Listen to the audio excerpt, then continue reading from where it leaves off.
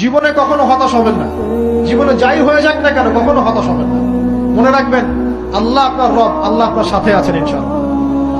এই সমাজ আপনাকে যেভাবে শেখায়, কিভাবে শেখায়, এই যে স্কুল, কলেজ, ইউনিভার্সিটি, চাকরি, বিয়ে, সন্তান প্রতিপালন, আর তারপর ইন্না লিল্লাহি ওয়া ইন্না ইলাইহি রাজিউন, এই তো শেখায় নাকি?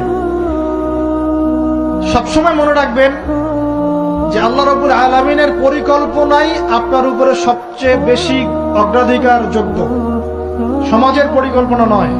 পরিবার আপনাকে চাপ দিচ্ছে, চাকরি পাস না, পড়াশোনা করিস না, পড়াশোনায় কেন তুই 80 নাম্বার পাইলি না, কেন চান্স পেলি না, কবে চাকরি পাবি, কবে আমাদেরকে দেখবি, খাওয়াবি, পড়াবি, এই যে চাপগুলো চারপাশ থেকে আসে কিনা, এতে করে অনেক যুবক দেখা যায় মাদকাসক্ত হয়, অনেকে দেখা যায় আত্মহত্যা করছে, ইদানিং করছে কিনা ভাই? এই শব্দটা থেকে আমি এই পয়েন্টটা আজকে লিখেছিলাম যে ভুলেও আল্লাহর প্রতি বিশ্বাস এবং তাওয়াক্কুল হারাবেন না। সমাজ যেভাবে শেখায়, সমাজ চারপাশে যে চাপ আপনাকে দিচ্ছে, এই চাপে নিজে গা ভাসিয়ে দিবেন না।